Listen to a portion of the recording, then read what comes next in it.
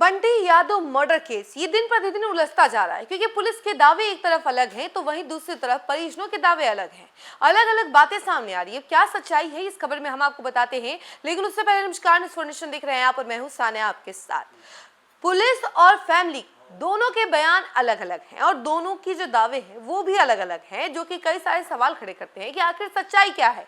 बंटी यादव को आखिर उन अपराधियों ने क्यों मारा इतनी बेरहमी तरीके से, तो इन सभी चीजों को लेकर के सवाल उठ रहे हैं। इसी बीच हम आपको बताएंगे कि आखिर पुलिस क्या कह रही है। तो पुलिस का दावा है कि जो बंटी था वो रविश से शराब के कारनामे में, शराब कांड यूं कह लीजिए कि उसमें पैसे मांग रहा था, उसमें हिस्सेदारी मांग रहा था। और दूसरी तरफ परिवार वालों का ये कहना है कि बंटी यादव को गलत काम के बारे में उन लोगों के पता चल गया था और उसी का भांडाफोड़ करने वाला था, उसके बारे में जानकारी थी, विरोध कर रहा था, इसी वजह से उसको निशाना बनाया। अब कौन सच कह रहा है, कौन झूठ कह रहा है, ये तो आने वाले वक्त में पता चलेगा, लेकिन फिलहाल जो जानकारी सामने आ रही है हम आपको थोड़ा उसके बारे में विस्तार से बताते हैं। पटना के बंटी यादव हत्याकांड में पुलिस और मृतक के परिवार की ओर से घटना को लेकर अलग अलग थ्योरी सामने आई है। पुलिस का कहना है कि बंटी यादव की हत्या का संबंध एक देह व्यापार से नहीं,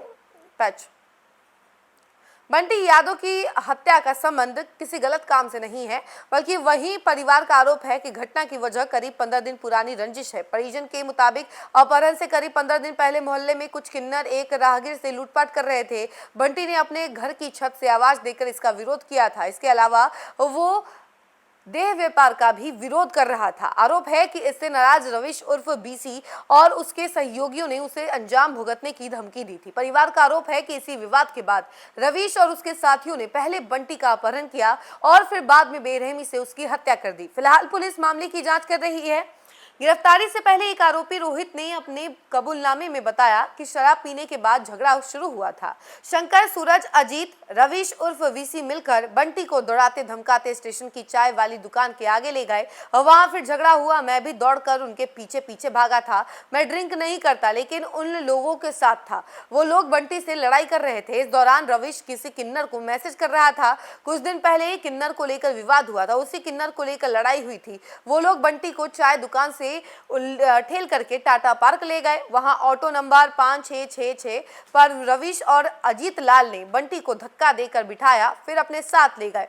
पुलिस की थ्योरी के मुताबिक इस घटना को देह व्यापार में अंजाम नहीं दिया गया है, बल्कि पकड़े गए आरोपी रोशन कुमार और अजीत सहनी ने अपने बयान में बताया है कि रविश उर्फ बीसी मोनी किन्नर के साथ ट्रेन के जरिए उत्तर प्रदेश से शराब की तस्करी करता था। दोनों शराब के धंधे में संलिप्त थे।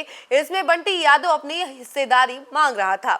इसी को लेकर दोनों में विवाद चल रहा था। इसी विवाद को लेकर शंकर कुमार, रोशन कुमार, रोहित कुमार, सोनू, मोनी किन्नर, बीसी, सूरज और बजरंगी कुमार, रवि कुमार ने मिलकर साजिशन बंटी का अपहरण किया, उसके साथ मारपीट की और हत्या कर दी। शव को अतमल गोला थाना इलाके के मोकामा 4 लेन के बगल में एक खेत में बालू से ढक दिया। पुलिस के मुताबिक इस घटना के खुलासे के लिए कोतवाली थानेदार अजय कुमार के नेतृत्व में 4 अलग अलग एसआईटी टीम गठित की गई, जिसमें एक अनुसंधान कार्य टीम और दूसरा टेक्निकल इन्वेस्टिगेशन कैमरा देखने के लिए टीम और तीसरी टेक्निकल इन्वेस्टिगेशन यानी कि CDR, tower dump, IPDR, social media platform विश्लेषण के लिए टीम 4 और टीम 4 की बात करें तो विशेष छापेमारी टीम शामिल है। इस मामले में अब तक रोहित कुमार, बजरंगी कुमार, रवि कुमार, रोशन कुमार, अजीत कुमार समेत 5 को अरेस्ट किया गया है। बता दें कि 6 जुलाई को बंटी का पटना जंक्शन के पास स्थित टाटा पार्क के समीप से अपहरण कर लिया गया था।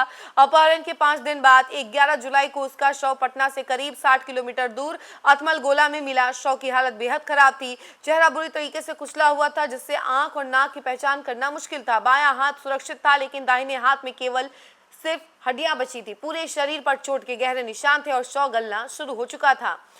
पोस्टमार्टम करने वाला डॉक्टर जो है वो उन्होंने कहा था कि अजय कुमार सिंह ने बताया था कि युवक की पीट कर बेरहमी से हत्या की गई है। पोस्टमार्टम में गोली लगने या शरीर में छर्रे मिलने की पुष्टि नहीं हुई है। रिपोर्ट के मुताबिक शरीर पर ईंट पत्थर जैसे भारी चीजों से वार किया गया। उसके चेहरे और हाथ को कूचा गया। बंटी के दाएं हाथ पर टैटू था। मर्डर के बाद बदमाशों ने उस टैटू को भी नुकीले चीज से गोद कर हटा दिया। बंटी के हाथ में एक कड़ा भी था। इसी कड़े से परिजन ने पहचान की। वहीं बंटी के परिजन का कहना है कि जिस दिन उसे अगवा किया गया उस दिन या उसके कुछ घंटे बाद ही उसकी हत्या कर दी गई। इधर परिवार के लोग पुलिस से मदद की गुहार लगाते रहे, लेकिन पुलिस जिंदा बंटी को ढूंढ नहीं पाई। और बंटी यादव के अपहरण के टोटल 4 दिन बाद उसका शव मिला, जिसके बाद हड़कंप मच गया। और यहीं अब इसी मामले को लेकर के अलग अलग थ्योरी सामने आ रही है। पुलिस का कहना है कि रवीश से वो हिस्सेदारी मांग रहा था शराब की तस्करी को लेकर के, और वहीं दूसरी तरफ परिजन का दावा है कि नहीं, वो देह व्यापार का विरोध कर रहा था और इसी वजह से उसको निशाना बनाया गया। अब सच्चाई क्या है ये तो आने वाले समय में जब पूरी डिटेल सामने आ जाएगी उसके बाद पता चलेगा। लेकिन फिलहाल इस खबर में इतना ही। ऐसी तमाम अपडेट के लिए जुड़े रहे हमसे और देखते रहे न्यूज़ 4 नेशन। धन्यवाद।